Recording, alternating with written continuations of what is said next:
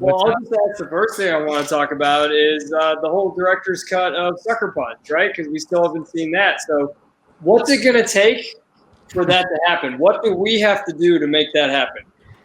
I think that I have to double check this, but we did talk about it the other day, and there is I think what it has to do with, and I think it's almost up, but I'll double check for you. I'll double check. What I think it is that there's because they sell the rights, to different TV shows, different TV stations, and platforms to show the movie. And I think that there's a conflict if we generate another version of the movie while that version of the movie has been sold, that there creates a conflict because it's like, oh, we don't have that material now because I'm not 100% sure how it works, but there is something. But there's like an amount of time that they have access to that before, and that it's at some point that time ends, and then it's like it would be a viable thing for us now to take it back and fix it.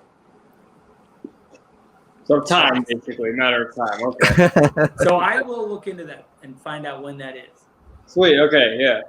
The other thing I wanted to say, just based on what you said earlier, was when you were talking about the why of Dark Knight Returns, and that's why you like that graphic novel so much. That is what I love about your movies. What you bring that I think is missing from a lot of movies nowadays is the why to movies. I mean, Man of Steel in specific.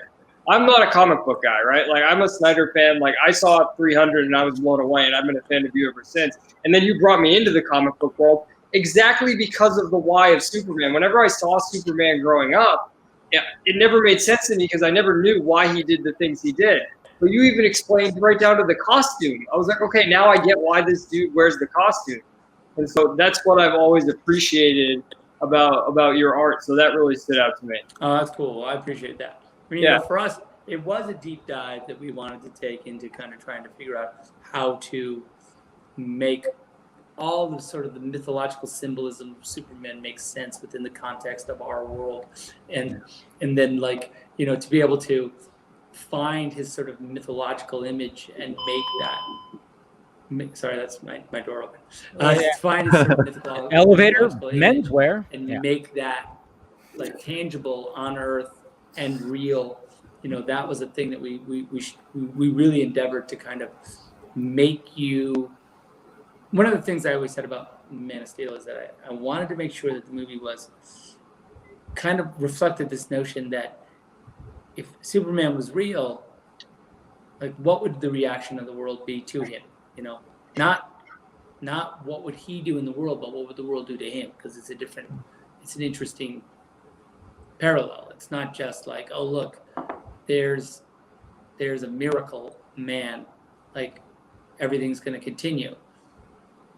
The reality is, if Superman showed up tomorrow, it would change the world, So you got to put it in that context. So.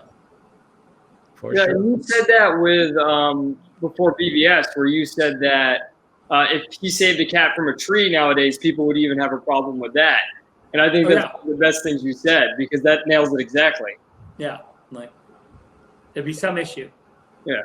Maybe the cat wanted to be there. What are you talking about? Our society's so perfect. Geez, look at the election. My God. Yeah, that's true. You nailed it. Well, and when we're talking about all this stuff, I'm going to ask, I guess it's kind of controversial because it deals with all of this stuff. What's the deal with, well, it's not that. What's the deal with the Fountainhead? I've heard it's going to be a series, it's going to be a movie. Is it going to happen at all? The honest answer is I don't know. That is literally the honest answer. I don't know what's going to happen. I'm a fan. I've written a freaking 700-page miniseries. So I did spend a little time. It wasn't a thing that happened overnight. So yeah, it'd be great. I don't feel like you can have Trump and Fountainhead in the same political sphere, but maybe in the future things will change and the sort of attitudes will change and people won't be so on edge about ideas, and we can, we'll see. But right now, I don't know. Well, can I ask you about the 700 pages? Can I ask you, besides obviously the opening with Rourke standing on the cliff naked and laughing and everything, what do you think are the most iconic images that you wanted to bring to the screen for Fountainhead? Well, it's every page. I mean, I think that for me, there's just the struggle is so fun to kind of dig into. I think people tend to you need to keep that in a mythological sort of realm in order to let it be mythological. As soon as you try to sort of think about it in practical terms, sure, you can spin yourself out with it. But I think if you keep it in mythological terms, it's really fun, and there's a lot of great lessons. So, yeah.